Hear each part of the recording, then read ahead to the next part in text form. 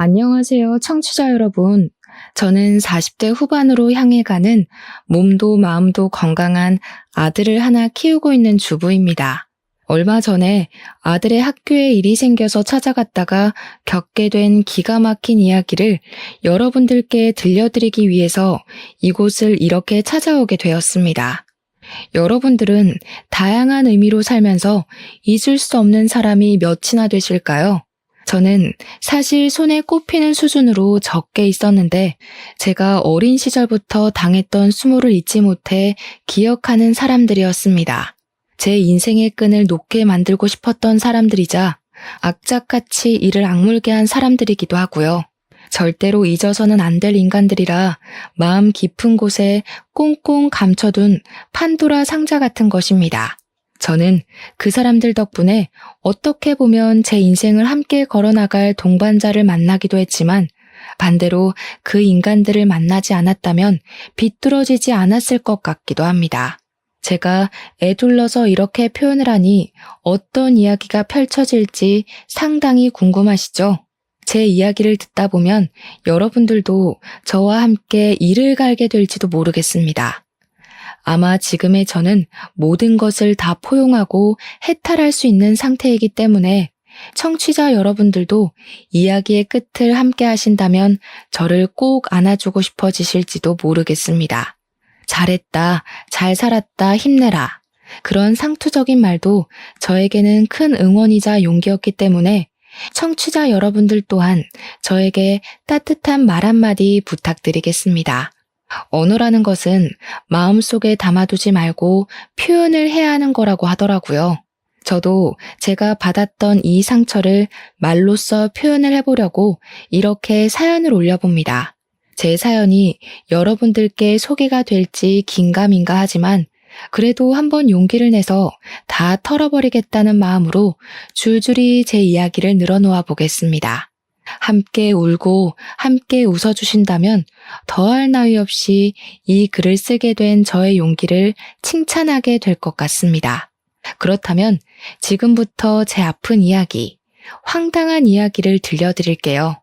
태어났을 때 누구는 금수저를 물고 태어나고 누구는 흙수저를 물고 태어난다고 요즘은 그렇게들 많이 표현을 하더라고요. 어디 아파트에 사냐, 부모님이 무슨 차를 끌고 다니냐, 나라에서 나오는 지원금을 받냐 안 받냐. 그런 걸로 어린 아이들조차도 너는 금수저다, 너는 흙수저다 한다면서요.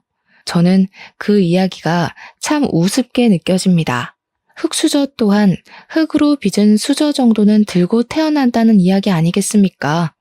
저는 그 흙수저조차도 가지고 태어나지 못한 이 세상에 태어나서는 안 될 취급을 받은 아주 불쌍하게 처절한 아이였습니다.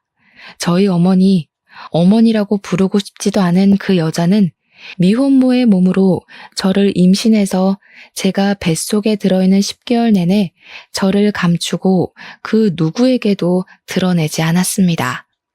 어머니께서는 저를 낳고 나서도 버릴지 말지 한참을 고민했던 사람인 것 마냥 멍하니 계셨다고 했습니다. 저를 병원에서 낳은 것도 아니었고 아직도 저는 제가 어디서 태어났는지 알 수가 없습니다. 길바닥인지 아니면 허름한 모텔인지 아무도 알려주지 않아서 알 수가 없었죠. 단지 제가 병원에서 태어나지 못했다는 것을 알고 있는 건 제가 이미 태어난 뒤에 구조가 되었다는 걸 어머니에게서 듣고 알고 있기 때문입니다. 어머니는 저를 버리려고 했고 그걸 알게 된 누군가의 신고로 저는 병원으로 이송이 되었고 어쩔 수 없이 보호자가 된 어머니께서 출생신고까지 할 수밖에 없었던 기구한 이야기인 것이죠. 어영부영 저를 떠맡게 된 어머니께서는 저를 챙겨주시다가도 인생의 회의감이 느껴지면 저에게 아무런 신경도 써주지 않았습니다. 아버지라는 사람은 어머니께서 저를 임신하자마자 책임지라고 할까봐 무서워서 어머니의 곁을 떠났다는 이야기만 들었습니다. 그러니까 제 아버지가 누군지 모르고 지냈죠. 가끔은 존재하지도 않은 아버지의 얼굴을 상상으로 그려내면서 그리워하기도 했었습니다. 어머니께서는 제가 말을 하고 배고픔을 입 밖으로 꺼내던 시기가 온 순간부터 저에게 관심을 딱 끊으셨었거든요. 집으로 불러오는 수많은 남자친구들 사이에서 저는 그분들이 가끔 가다가 사주시는 간식들을 기다리며 하루하루를 보내야만 했습니다. 한마디로 정서적으로 상당히 우울감을 가지고 있었고 소극적인 성격이었으며 어머니의 윽박이 무서워 말을 해도 될까 안 될까 고민만 수두룩한 어린 아이였던 것입니다. 거기다가 말을 알아들을 수 있는 시점이 된 이후부터 어머니께서는 어떤 일이 생겨도 항상 제 탓을 하셨기 때문에 저는 불안한 유년기를 스스로 헤쳐나가야만 하는 잡초 같은 아이였습니다. 어머니께서는 분풀이를 저에게 하셨고 남자친구들과 헤어지게 되면 그것 또한 제가 짐덩어리처럼 붙어있기 때문이라고 생각하셨습니다. 남자가 없으면 삶을 살지 못하는 것처럼 매번 어머니께서는 이 남자 저 남자에게 매달리고 차이고 그렇게 지내셨어요. 지금 생각해보면 어머니가 저를 낳았을 때의 나이가 고작 21살이었으니 그럴 만도 한가 싶습니다. 이해하려고 노력하는 건 아니지만 21살 나이가 얼마나 꽃 같고 아름답습니까? 다른 친구들은 한창 자기를 꾸미고 놀러 다니고 대학 생활을 즐길 때 우리 어머니께서는 방구석에서 제 기저귀를 갈고 있었을 테니 본인의 자존감도 많이 떨어졌을 테고요. 거기다가 남자로 인해 망해버린 인생이라 생각을 하셨으니 남자로 다시 인생을 펴야 한다고 생각할 법도 해서 제가 이 나이가 돼서야 그럴 수 있다는 생각이 드네요. 정서가 온전치 못하고 늘 불안감, 위기감에 시달렸던 저의 다른 사정 또한 좋지 못했습니다. 그러니까 어머니께서 남자친구를 만나고 있을 때는 전기도 들어오고 가스도 들어오긴 했지만 남자친구와 헤어져 아무런 생활비 지원을 받지 못하게 되면 그마저 뚝 끊겼습니다. 학교에 가려면 씻어야 하는데 전기도 들어오지 않고 난방이 되지 않으니 어두컴컴한 욕실에서 차가운 물로 머리를 감고 몸을 씻어야 했습니다. 가난이 정말 싫었지만 그보다 더 싫은 건 너네 집 엄청나게 가난하다며? 하고 저를 조롱하는 친구들이었기에 매일같이 박박 씻었거든요. 저는 찬물에 온몸이 사시나무 떨리듯 떨렸어도 매일같이 씻고 학교에 등교했는데 그때마다 잠결에 눈도 제대로 뜨지 못한 어머니가 시끄럽다고 소리를 지르셨습니다. 매번 제 탓을 하며 가스가 끊긴 것도 전기가 나간 것도 다 저 때문에 이렇게 살게 된 것이라고 하셨습니다. 모든 이유에 저를 갖다 붙이셨어요. 저 때문에 결혼을 하지 못했고 그래서 어쩔 수 없이 이런 가난함을 겪으며 살아야 한다고 저만 없었더라면 어머니의 인생은 달라졌을 거라고 하셨습니다. 그 시대에는 부부가 이혼을 하는 경우도 지금처럼 많지 않았기 때문에 미혼모에게 달라붙는 시선이 엄청나게 나쁘던 시절이긴 했습니다. 여자가 처신을 어떻게 하고 다녔길래 남편도 없이 혼자 애를 키우냐고 손가락질을 하고 당연히 저와 놀지 말라는 학부모들이 늘어났습니다. 저는 아무런 잘못을 하지도 않았지만 늘 그들 사이에 미운 오리 새끼였습니다. 우리 어머니께서 제 밥이나 제대로 챙겨주셨겠습니까? 그랬다면 제 키가 이리 작을 수가 없지 않을까 하는 합리적 의심이 듭니다. 눈만 마주쳐도 욕을 하고 싶고 분풀이를 하고 싶어서 입을 달싹이던 우리 어머니는 당연히 제 식사도 제대로 챙겨주시지 않았습니다. 밥을 제때 먹지 못하고 먹어도 많이 먹질 못하니 저는 늘 저체중으로 힘들었고 기립성 저혈압이 와 앉았다 일어서는데도 머리가 핑핑 돌아 쓰러지곤 했습니다. 학교에서 1년에 한 번 실시하는 체력장이라던가 혹은 건강검진의 날에도 늘 저체중이라 많이 먹어야 된다는 결과지를 받았고 빈혈과 저혈압이 있다고 병원에 내원 요망이라 적혀 있었습니다. 하지만 병원에 갈 돈이 없었기 때문에 저는 단 한 번도 그 결과지를 들고 병원에 찾아가 본 적이 없었습니다. 요즘은 무상교육이다, 무상급식이다 해서 밥도 주고 교육도 공짜로 시켜줬지만 예전에는 학교를 다닐 때 분기별로 등록금과 급식비를 지불해야 했었습니다. 중학교도 고등학교도 전부 말입니다. 저는 매번 그 명세서를 들고 집으로 돌아갈 때가 가장 가슴이 두근두근거렸습니다. 공부도 못하는 게 어차피 대학도 못 갈 것인데 뭐 한다고 그 돈을 내고 학교를 다니라는 소리를 매번 입버릇처럼 하셨기 때문에 진짜로 돈을 주지 않으실까 싶었던 것이죠. 그 돈이면 우리 어머니의 며칠간 생활비나 다름없었기에 저는 항상 분기가 되면 돈을 내야 한다는 것에 스트레스를 받고 있었습니다. 매번 돈을 밀리고 제대로 수납을 하지 않으니 교무실에 불려가서 인격 모독을 당해야만 했습니다. 그때는 촌지라는 것도 유행이었는데 뭐 돈 한 푼 없는 비렁뱅이에게 뭘 기대하겠습니까? 그러니 학교 선생님들도 저를 대부분 막대하셨죠. 하지만 중학생 때 유난히 저에게 친절하셨던 담임 선생님이 딱 한 분 계셨습니다. 그 선생님은 잊히지가 않습니다. 늘 등록금으로 힘들어하고 돈이 없어서 주눅이 들어있었던 저를 불쌍히 여기셔서 등록금을 대신 내주기도 하셨던 분이셨거든요. 저에게 학교를 그만두고 싶어도 중학교 졸업조차 못하면 사회에서 아무짝에도 쓸모없는 사람이 된다고 고등학교까지 꼭 졸업하라고 용기를 주셨습니다. 고등학교까지는 졸업을 해야 공장에 취직을 해도 할 거라면서요. 저는 그 말을 뼛속 깊이 새겼습니다. 학교에서 소풍을 가는 날에도 도시락 한 번을 싸준 적 없던 우리 어머니. 저는 김밥 한 줄을 살 돈조차 없어서 소풍에 가면 천덕꾸러기처럼 반 친구들의 김밥을 하나씩 얻어먹으며 배를 채웠습니다. 기분 좋게 김밥을 한두 개 나눠주는 친구가 있는 반면 저에게 거지라고 놀리며 김밥을 적선하듯 주는 친구도 있었습니다. 제가 가난하고 싶어서 가난한 게 아닌데 그런 취급을 받을 때면 정말 속상해서 속이 뜨거워지고 눈시울이 시큰거리곤 했었습니다. 우리 어머니는 늘 저에게 관심이 없었고 바깥으로 놀러 다니기 바빴으며 동네에서도 소문이 참 좋지 않은 문제가 많은 그런 여자였습니다. 하지만 어머니는 항상 제 탓을 하셨고 저는 그 말에 익숙해져 있었기에 정말로 어머니의 불행함은 모조리 나의 탓이구나, 내가 존재해서 그런 거구나 하며 지내게 되었습니다. 어머니께서는 제 존재를 부정하셨고 제가 중학생이 된 이후부터는 정말 저를 가족이라고 생각도 하지 않고 그렇게 지내셨습니다.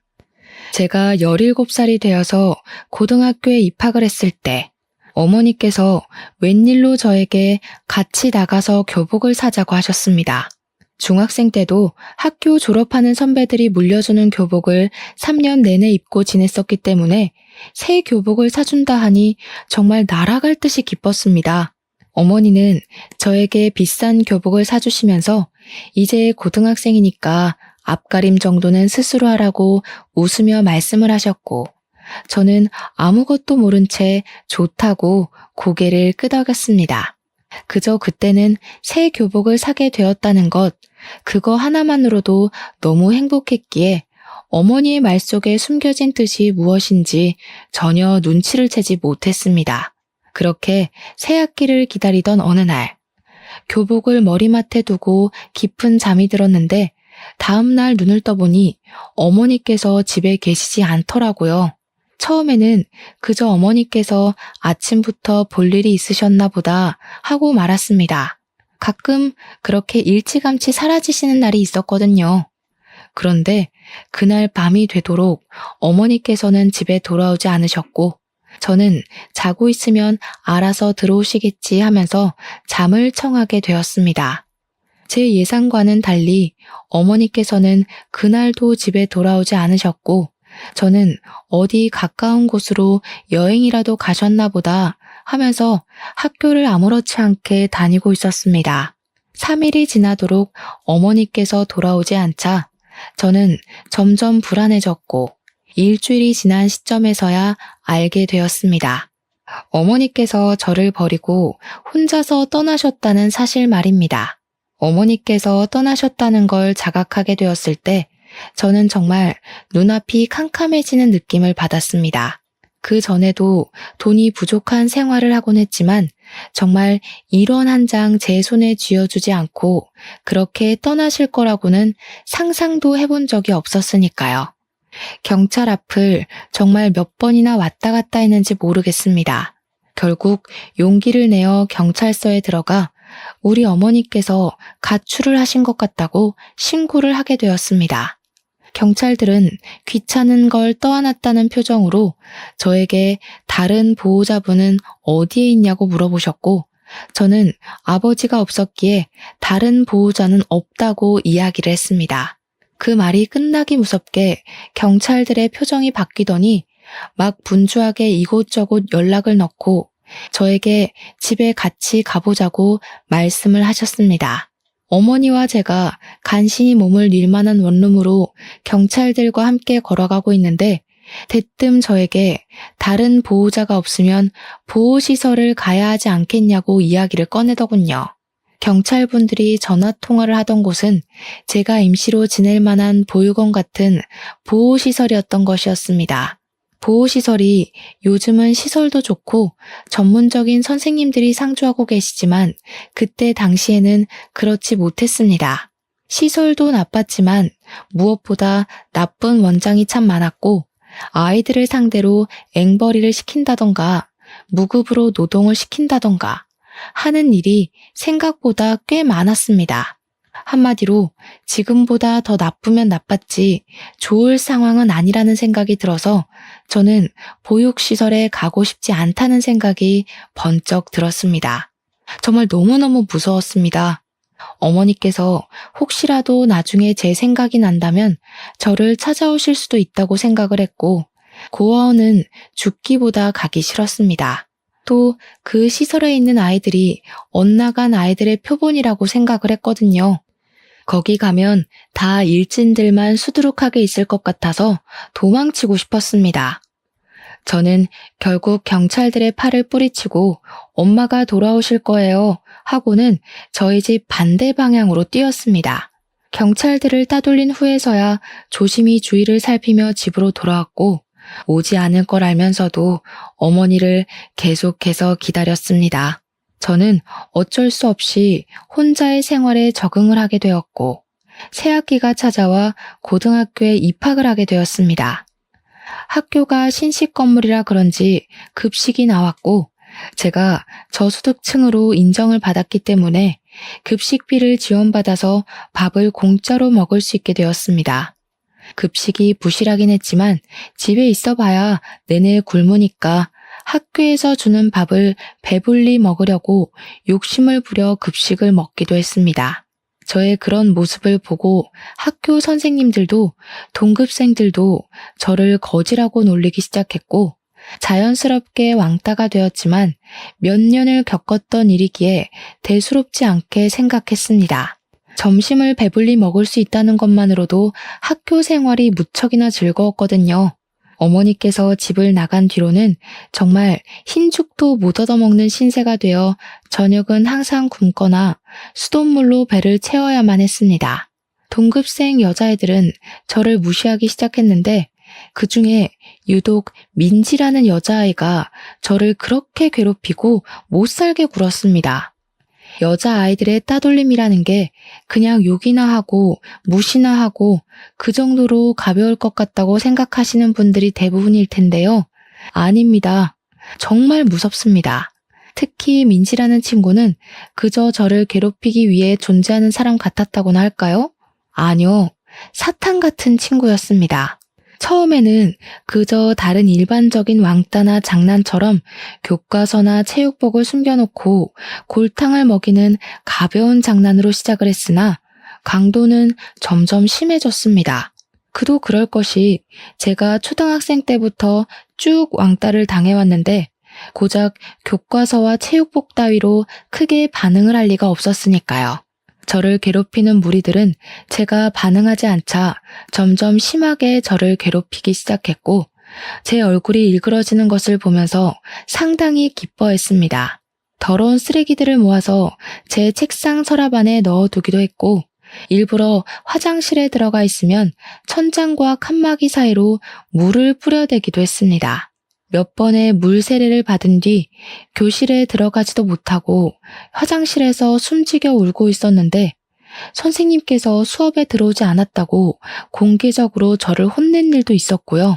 수업이 다 끝나고 집에 돌아가는 길에도 학교에서 쳐다본 게 기분이 나빴다며 저를 뒷골목으로 불러서 괴롭히는 일도 있었습니다. 몇 번의 반복 끝에도 저는 그 괴롭힘에 익숙해지지 않았고 더 이상은 견디기 힘들어 어른들에게 도움을 요청하려고 했지만 제 편을 들어줄 어른이 하나도 없었습니다. 결국 저는 큰 결심을 하고 선생님을 찾아갔더니 친구들 사이에서 그럴 수도 있지 않냐고 하시며 가해자의 편에 서서 이야기를 하시더라고요. 저에게 성격에 문제가 있을 수도 있으니까 반 친구들이랑 잘 지내보려고 노력을 해보라고 하시면서 마치 제가 가해자인 것처럼 이야기를 하셨습니다. 결국 저는 참다 경찰서를 찾아가게 되었고 경찰서에서는 학교에 신고가 접수되었다며 찾아와 가해 학생들을 불러냈습니다. 하지만 학교 측에서 학생들이기 때문에 수업을 뺄 수 없다고 완강하게 거부를 했고 우리 학교에서는 학교 폭력이라든지 왕따 같은 것은 없다고 딱 잘라 말했습니다. 그 뒤에 담임 선생님께서 저를 불러다가 같은 반 친구들끼리 장난도 치고 하는 거지 그런 걸로 경찰에 신고를 하면 안 된다고 저를 혼내셨습니다. 제가 못된 아이고 염치도 없는 학생이고 그러니 저에게 친구들이 하나도 없는 거라면서 저를 질책하시더라고요. 다행히 살던 집에서 쫓겨나는 일은 없었지만 제가 아르바이트를 하지 않고서는 생활을 전혀 할 수 없는 수준에 이르렀습니다. 눅눅해져 곰팡이가 피어버린 쌀은 더 이상 곤란해 먹을 수 없을 지경이었고 반찬 같은 건 기대도 할 수 없는 수준이었습니다. 물조차 살 돈이 없었기에 수돗물을 떠다 마시고 있었는데 그마저도 끊기기 일보 직전이어서 저는 일자리를 알아보게 되었습니다. 사실 그동안은 어머니께서 모든 공과금을 내고 계셨기에 저는 몰랐는데 전기와 가스가 끊겨버린 터라 정부에서 저희 집을 방문하게 되었습니다. 제가 혼자 어두운 방구석에 있는 걸 보고 보호자는 어디에 있냐고 몇 번이나 물어보았는데 저는 제 보호자가 어디에 있는지를 모르니 대답을 할 수 없었습니다. 저는 보육시설로 옮겨질 수 있다는 불안함에 사회복지사를 붙잡고 엉엉 울면서 보육원만큼은 가고 싶지 않다고 매달려야 했습니다. 복지사는 저에게 보육시설이 나쁜 곳이 아니라고 지금보다 훨씬 더 좋은 생활을 할 수 있을 거라며 저를 달랬지만 저는 극구 거부를 했습니다. 갖은 핑계를 다 대면서 혹시라도 돌아올 어머니를 기다리고 싶다고 이 집으로 분명 돌아오실 거라고 필사적으로 보육시설에 가는 것을 거부했습니다. 결국 복지사는 주민센터와 연계해서 저를 지원해 줄 수 있는 국가법이 있나 찾아보기 시작했고 저는 그제야 제가 몰랐던 사실 하나를 알게 되었습니다. 등본을 떼어보니 저와 어머니가 완벽하게 세대 분리가 되어 있더라고요. 그러니까 저희 어머니는 저를 버리고 떠나서 재혼을 하시고 살림을 차린 것입니다. 저를 버리고 떠나서 새 남자를 만나서 잘 먹고 잘 사는 건지 제 걱정은 정말 단 한 번도 하지 않은 건지 당연히 이 부분도 제가 하염없이 어머니를 기다리고 있는 걸 알고 있는 주민센터 공무원분께서 연락을 해주셔서 알게 되었습니다. 제가 혼자 너무 힘들게 생활하고 있으니 몰래 우리 어머니를 찾아서 연락을 했는데 어머니께서 딱 잘라 말씀하셨다고 하더라고요. 자기에게는 딸 같은 거 없다고. 걔 내 딸 아니고 잠시 맡아 키워준 거라고요. 죽든 말든 상관없으니 연락하지 말라고 하셨다네요. 저는 완벽하게 버려졌다는 기분을 처음으로 느끼게 되고 완전히 자포자기를 하게 되었습니다. 저는 학교 생활을 제대로 하지 못했기 때문에 늘 전교 꼴찌했고 그걸 알게 된 민지는 제 성적표를 반 친구들과 돌려보며 저를 조롱했습니다. 비렁뱅이 새끼가 공부까지 못하면 진짜 제대로 인생 망한 거 아니냐고 깔깔거리면서 친구들이랑 저를 놀려대는데 정말 부끄러웠습니다. 제 교과서를 찢으면서 공부도 못하는 게 이런 게 필요하긴 하겠냐고 쓰레기통에 버리기도 했습니다. 민지는 소위 말하는 일진이라는 선배 오빠들과 어울려 다니면서 오토바이를 타고 폭주족 흉내를 내고 담배를 태우고 술을 마시기도 했습니다. 제가 편의점에서 일을 하는 것을 알게 된 민지는 학교가 끝이 나면 제가 일하는 편의점에 찾아와서 담배를 내놓으라고 저를 협박하기도 했습니다. 저는 절대로 줄 수 없다고 말렸지만 제 머리를 툭툭 치면서 비렁뱅이는 시키는 일이나 똑바로 하라고 모욕을 주더라고요. 결국에는 일진 오빠들까지 데리고 와서 저를 위협하며 협박을 했고 저는 울면서 사정했지만 결국 담배를 강탈당하고 말았습니다. 거기서 조용히 넘어갔으면 행복한 결말이었을지 모르겠지만 세상은 항상 제 편을 들어주지 않았습니다. 그들이 길거리에서 담배를 피우다가 신고를 당하게 되었고 경찰이 조사를 하다가 저희 편의점까지 찾아오게 된 것입니다. 당연히 편의점은 영업정지를 당하게 되었고 화가 나신 점주님은 저에게 일방적인 해고 통보를 내렸습니다. 저는 어쩔 수 없는 일이었다고 변명을 했지만 어른들의 사정에 제 이유 따위는 중요하지 않았던 것이죠. 점주님은 저에게 영업 손실까지 책임을 지라고 돈을 내놓으라 하셨습니다.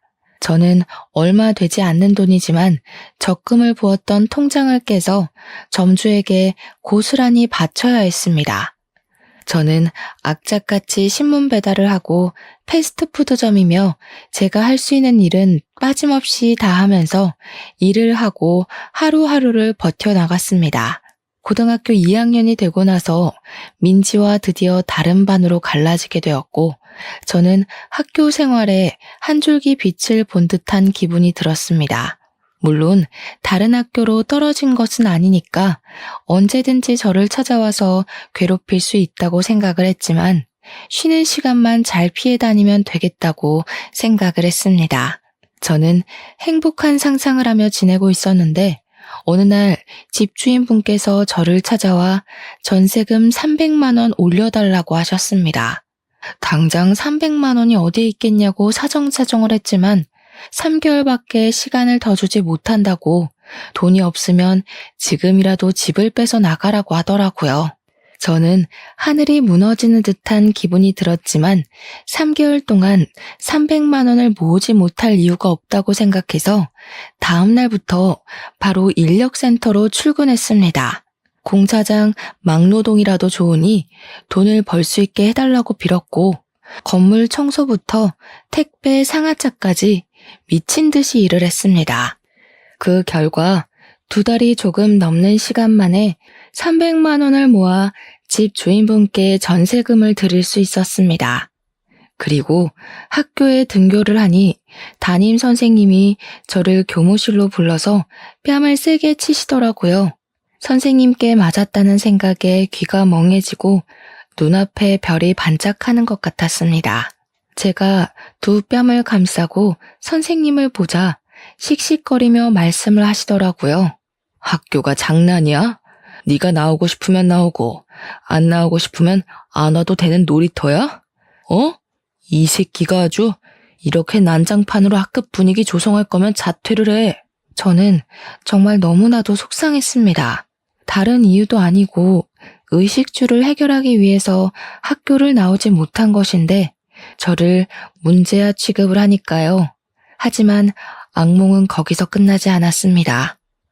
제가 새로 구한 아르바이트가 2층에 있는 파스타 집이었는데 저녁밥도 해결할 수 있고 생각보다 월급도 짭짤해서 마음에 드는 일자리였습니다.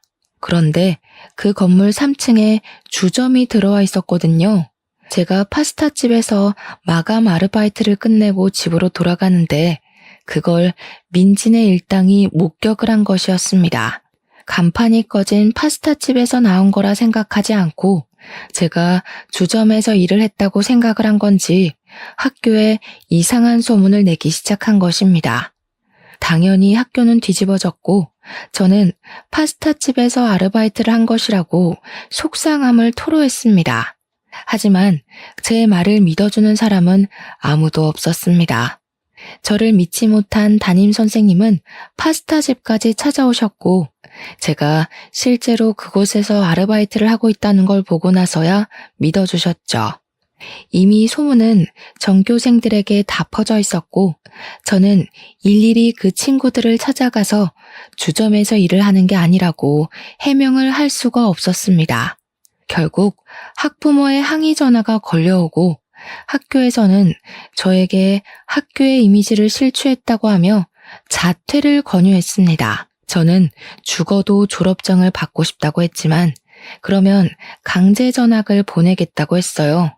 저는 결국 고등학교 2학년이 되어서 학교를 그만두고 말았습니다. 저는 희망을 잃지 않고 계속해서 일을 하며 쉼없이 버텨냈고 20살이 되었습니다. 취직을 하고 싶었지만 내세울 게 없고 고등학교마저 중퇴이니 취직을 할 수 없었습니다. 저는 아르바이트를 전전긍긍하며 난방 올 때도 찬기가 가시지 않는 반지하 단칸방에서의 삶을 벗어나지 못하고 있었습니다. 그러다가 모르는 번호로 전화가 걸려와 받게 되었는데 제 계좌가 범죄에 연루가 되어서 지급 정지 처분을 받게 되었다며 웬 검사라는 사람이 전화를 했더라고요. 그럼 저는 어떻게 하냐고 했더니 통장에 있는 돈을 검찰청에서 관리하고 있는 계좌로 이체를 하라고 시키는 게 아니겠습니까?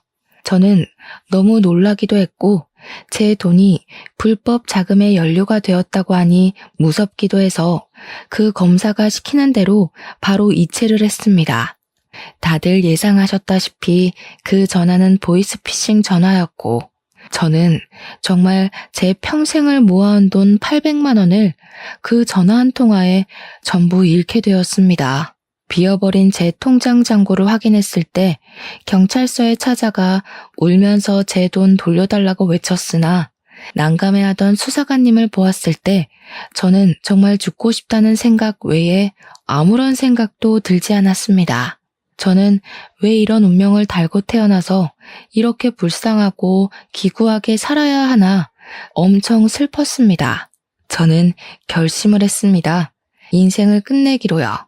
한강에서 이때까지 살아온 모든 삶을 포기하기로 마음먹고 다들 많이 오른다는 한강다리 정 가운데에 서서 해가 지는 노을을 바라보며 뛸 준비를 마쳤습니다.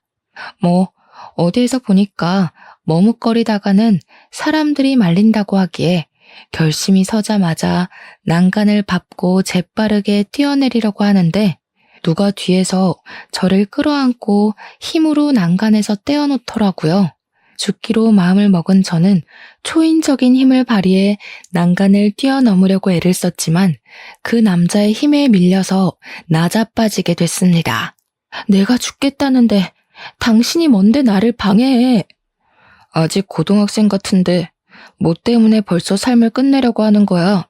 오히려 저에게 소리를 치면서 화를 내는 남자 옆에는 중년의 아저씨도 함께 있었습니다.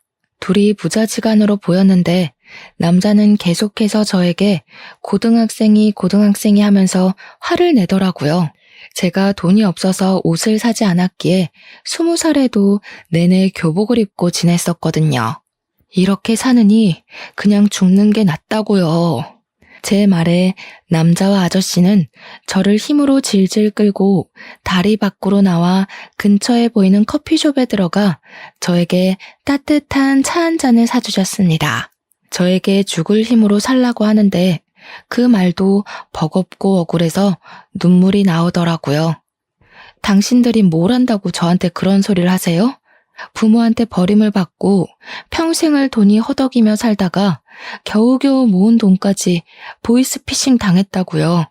처음 보는 사람들 앞에서 엉엉 울면서 콧물까지 쏟으니 그 부자가 당황해 하더라고요.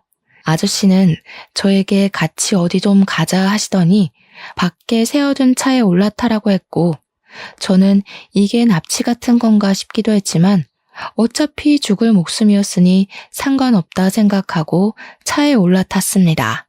차 안에서 이야기를 하는데 남자는 27살이고 사진작가로 일을 하고 있다고 했고, 아저씨는 예상대로 그 남자의 아버지였습니다. 어디 가냐고 묻지도 않고 도착한 곳은 아저씨가 살고 있는 집이었는데, 저는 그곳에서 영문도 모르고 아저씨께서 내어주신 따뜻한 밥 한 끼를 얻어 먹었습니다. 밥을 다 먹고 뻘쭘하게 앉아 있는데 아저씨께서 저에게 지갑에 있는 돈을 다 털어주시면서 내일도 이 돈으로 밥을 사 먹으라고 하셨습니다. 남자는 저에게 명함을 주면서 일을 할 곳이 없어서 걱정이라면 본인의 사진 보조로 써주겠다고 찾아오라고 했습니다. 저는 그 집에서 나와 골목을 걷다가 그 아저씨가 준 돈을 주머니에 넣었고, 다음날 아저씨가 말씀하셨던 것처럼 그 돈으로 점심을 사 먹었습니다. 일주일 동안 고민을 하다 결국 남자에게 받은 명함에 적힌 번호로 전화를 걸었고, 굶지는 않게 해주겠다는 말에 남자의 보조로 일을 하게 되었습니다. 남자는 포토상을 받기도 했던 신인 작가였고 이름을 점점 알리고 있는 사람이며 작업물 또한 꽤 되는 전문가였습니다. 저는 그 남자 옆에서 4년이라는 시간 동안 카메라를 정리하고 필요한 렌즈를 전달하고 인화 작업을 돕고 조명을 설치하는 일을 하며 완벽한 보조로서 손발을 맞춰가게 되었습니다. 처음에는 이 일을 얼마나 할 수 있을까 싶었지만 밥도 몇 끼 챙겨주고 월급까지 섭섭지 않게 챙겨주니 일이 고돼도 버티게 되더라고요. 저는 그렇게 같이 일을 하며 정을 붙이고 7살이라는 나이를 극복하고 결혼까지 하게 되었습니다. 남편의 어머니는 남편이 어린 시절 일찌감치 돌아가셔서 남편은 시부와 둘이서 아웅다웅하며 살았다고 하더라고요. 시부는 제가 어떤 유년 시절을 겪었는지, 어떤 마음으로 삶을 포기하려 했는지, 다시 용기를 내어 살게 되었는지 알고 계신 분이라 결혼을 반대하지 않으셨습니다. 저를 내내 옆에서 지켜봐 주셨기에 오히려 잘 됐다면서 저희의 결혼을 진심으로 축복해 주셨고, 저와 남편은 행복한 결혼식을 올리게 되었습니다. 과거가 저를 붙잡고 힘들게 하긴 했지만 결혼 이후에 많이 안정이 되었고, 제 상처를 극복하는데 남편이 참 많은 도움을 주었습니다. 저희는 촬영 일정이 들쑥날쑥했기에 딱히 집이 필요하다고 생각되지 않아 시부와 함께 합가해서 살고 있었습니다. 그러다가 정말 적당한 시기에 제가 임신을 하게 되었고 너무나도 소중한 우리 아들을 낳게 되었습니다. 아이를 키우는 동안 남편의 일을 돕진 못했지만 이 소중한 아이를 옆에서 내내 지켜볼 수 있다는 게 행복하고 즐거웠습니다. 우리 아들은 또래보다 잘 먹기도 하고 편식도 전혀 하지 않아서인지 키가 참 컸습니다. 제가 키가 작고 말라서 우리 아들도 작으면 어떡하지? 하고 고민했는데 남편이 기골이 장대해서 그런지 아들도 남편 따라 크더라고요. 또래보다 힘이 좋으니 솔직히 걱정이 되기도 했습니다. 시대가 변하면서 학교 폭력에 관한 법도 많이 늘었고 우리 아들이 다른 친구들을 괴롭히지 말라는 법도 없으니까요. 그래서 저는 어릴 때부터 우리 아들에게 아예 운동을 가르치기 시작했습니다. 운동을 배우면 힘을 어떻게 사용해야 할지 스스로 깨칠 것 같아서 가르쳤는데 우리 아들이 운동에 정말 소질이 있어서 어릴 때부터 대회에 나가서 상도 받고 하더라고요. 태권도, 검도, 합기도를 시키고 12살 때부터는 아예 유도까지 정식으로 가르치기 시작했습니다. 15살이 되었을 때는 복싱을 배워보고 싶다는 아들의 말에 프로복서가 운영하는 운동장에 아들을 등록시켜서 복싱을 가르치기도 했습니다. 무럭무럭 자란 우리 아들은 17살이 되어 고등학교에 진학을 하게 되었는데 생전 문제 한 번 일으킨 적 없었던 아들이 어느 날 큰 사건에 휘말리게 되었습니다. 집에서 시부와 함께 점심을 차려 먹고 쉬고 있는데 학교에서 전화가 걸려온 것이 아니겠습니까? 우리 아들이 폭력 사건에 휘말려서 지금 학교로 오셔야 할 것 같다는 담임 선생님의 전화였습니다. 놀래서 남편까지 호출해서 학교에 달려갔는데 알고 보니 우리 아들이 같은 반 일진 같은 친구가 약한 친구를 괴롭히고 있어서 하지 말라고 말리는 과정 중에 시비가 붙어 싸우게 된 것이었습니다. 학교 선생님들도 평소 수업 태도가 좋은 우리 아들의 편을 들었고 사건의 전말을 다 알고 있어 일진 친구를 전학 보내기로 결정을 내렸다고 하더라고요.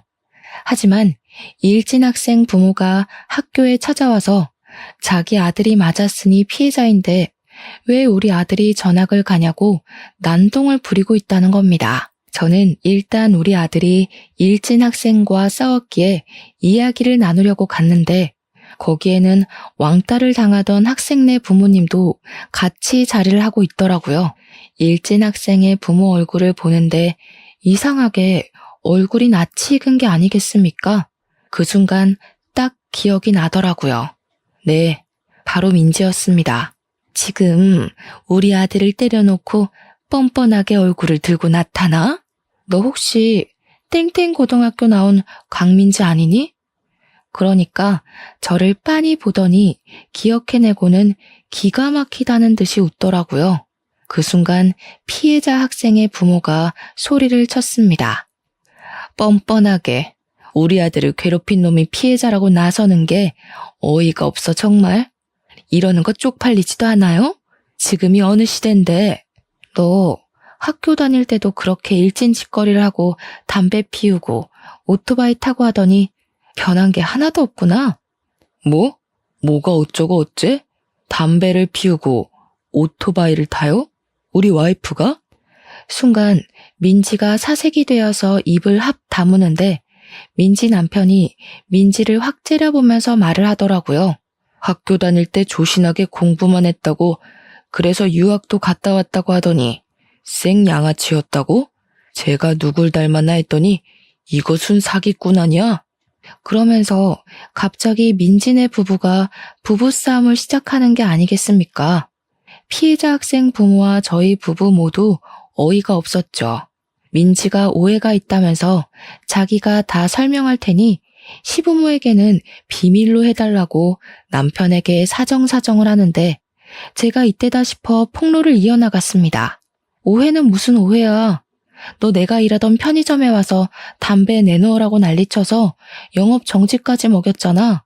제 말에 민지 남편이 거칠게 넥타이를 풀면서 쪽팔려 죽겠다고 소리를 치더라고요.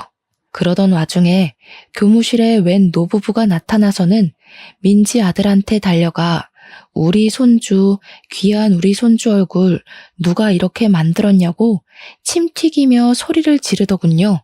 제 아들의 멱살을 잡은 할머니가 네가 우리 손주 때린 거냐고 난리를 치는데 남편이랑 저랑 기가 막혀서 빤히 바라보았습니다. 그런데 정말 다시 생각해도 너무 소름 끼치고 어이가 없네요. 그 할머니가 글쎄 저를 버리고 떠난 제 친모이지 뭡니까? 엄마? 순식간에 찬물을 끼얹은 것 마냥 조용해지고 친모는 저를 보더니 손을 벌벌 떨면서 얼굴이 시퍼렇게 질리더군요.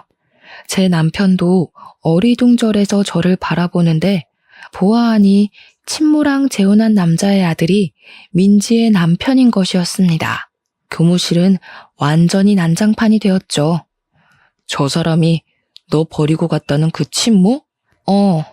하루아침에 가출을 하더니 딴 남자랑 재혼해서 나 같은 거 모른다고 했던 그 친모. 이게 다 무슨 소리야? 딸아이 하나 있던 거 전 남편이 데려갔다고 하지 않았어? 그래서 우리 아들을 친자식처럼 생각하고 싶다고 그랬잖아. 그들의 막장 이야기를 듣다 보니 상황이 모두 정리가 되더라고요. 민지는 제 남편에게 요조 숙녀인 척 연기를 했고 날라리처럼 행동했던 지난 과거를 전부 청산하고 시집을 간 것이었습니다. 친모는 전 남편에게 저를 빼앗기고 상심이 큰 엄마 역할을 하며 새로 생긴 새 아들에게 현모양처 코스프레를 하면서 헌신을 다하고 있었던 것이고요. 하필이면 민지 아들이 큰 사고를 치는 바람에 판도라의 상자가 열려버린 거죠. 저는 그 태풍 한가운데 있는 태풍의 눈이었고요.